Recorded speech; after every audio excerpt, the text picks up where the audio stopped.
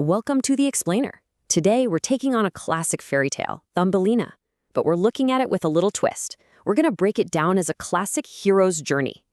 So, that's the big question, right? How does someone so incredibly small survive a world that's just massive and overwhelming? Well, let's jump right in and see how this tiny hero does it, armed with pretty much just her own kindness. All right, first up, a magical birth, her ordinary world. Every hero's journey has to start somewhere normal, right? And for Thumbelina, that beginning, well, it actually starts with a lonely old woman who wants nothing more than to have a child. So one day, this woman shows a little kindness to a stranger, gives her some food and shelter, and turns out that stranger is actually a fairy in disguise. This one simple good deed is what kicks the whole story off because she's rewarded with this one tiny magical seed. So what does she do? She plants the seed, of course, and from it, this absolutely beautiful flower blooms. But here's the magic. Right inside, there's this tiny, perfect little girl. She's literally no bigger than the woman's thumb. And so she gives her the perfect name, Thumbelina. And you've got to see the life the old woman builds for her. It's perfect. Her bed is a polished walnut shell. Her mattress, soft violet petals. And she's tucked in with a single rose petal for a blanket. I mean, she even sails around in a little bowl of water on a tulip petal. It's this perfect, safe, tiny world built entirely out of love. And, well, you know how stories go. This is the calm before the storm. Okay, on to our next chapter, Kidnapped and Adrift. This is her call to adventure. Because, yeah, that peaceful little world, it's about to get completely shattered. And the call comes from let's just say, a very unwelcome visitor. One night, while she's sleeping, this big, ugly toad creeps in. The toad sees how beautiful she is and decides, yep, perfect bride for my son. And just like that, she kidnaps Thumbelina and drags her off to a swamp. I mean, just look at this contrast. It is absolutely brutal. Her old life, it was all sunlight, flowers, and love. And what's being offered to her now? A life in the swamps, defined by greed and just total captivity. It's a complete nightmare. So, just when you think it's all over for her, hope shows up in the most unexpected place. A few little fish in the water see her crying, and they feel so bad for her, they actually chew through the lily pad stem and set her free. And this is it. This is where her real journey adrift in the big wide world truly starts. But of course, her freedom is super short-lived. Next thing you know, a beetle swoops down and snatches her up. But then, when he shows her off to his friends, they're just awful. They say, she doesn't look like us. She has no wings, no color. We can't have such an ugly bride in our family. How cruel is that? So he just abandons her, alone, again. Which brings us to our next section. A harsh winter's guest, or her trials and tribulations, because now she's completely and utterly alone, and the world is about to get a whole lot tougher as the seasons start to change. So she's just wandering all alone. For the rest of the summer and fall, she gets by on flower pollen and drops of dew. But then winter comes, and it is a harsh, bitter winter. She's freezing, starving, and just totally exhausted.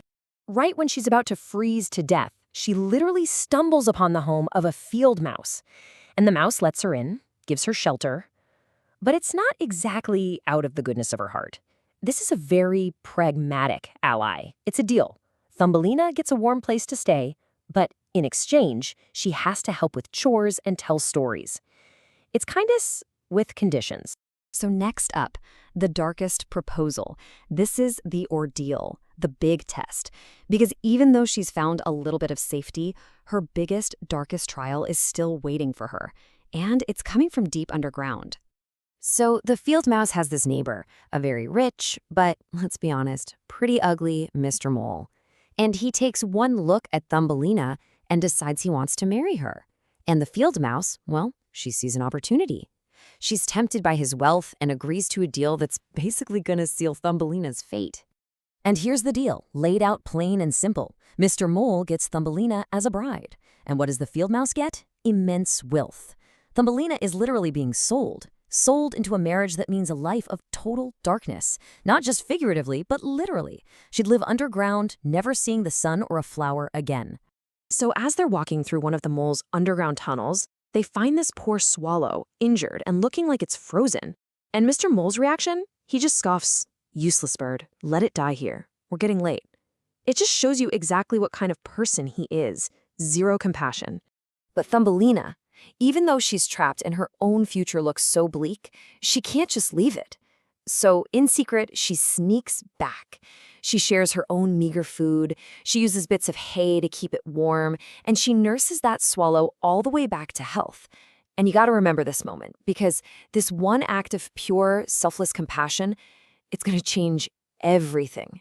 And that brings us to the turning point, flight to the sun. This is her reward and resurrection, because that single choice, that one act of kindness, to help someone else when she was at her lowest point, that is what ultimately saves her. So let's just recap her journey. It's been rough. First the toad, then the beetle, even the field mouse was more of a captor in the end, and finally Mr. Mole. It's been one prison after another. But now, on the very day she's supposed to marry the mole, her rescuer appears, and it's the one life she saved. She's standing outside for one last look at the sun before she has to go underground forever. And what does she see? The grateful swallow, the one she nursed back to health, swooping down from the sky. And it offers her an escape, a way out of the darkness and back into the light. And what a flight it is! The swallow carries her far, far away to a warm, beautiful kingdom of flowers, and it's there she meets the handsome fairy prince of the flowers. And in this land, she's not an outsider. She's given her own wings, transformed into a fairy herself. She finally finds a place and people where she truly belongs. And of course, she and the prince get married. But the story isn't quite over. It has to come full circle, right? A message is sent all the way back to the little cottage, and the old woman is brought to the Kingdom of Flowers to join in the celebration. Thumbelina's long, hard journey is finally over, and she's back with a mother who loved her from the very beginning. So, what does this whole epic journey really teach us? I think it shows that true strength has absolutely nothing to do with your size or your physical power. Thumbelina's heroism wasn't in fighting back. It was in her compassion. It's this powerful reminder that even when you feel totally small, absolutely powerless, one single act of kindness can literally be the most powerful force there is. It can change your whole world.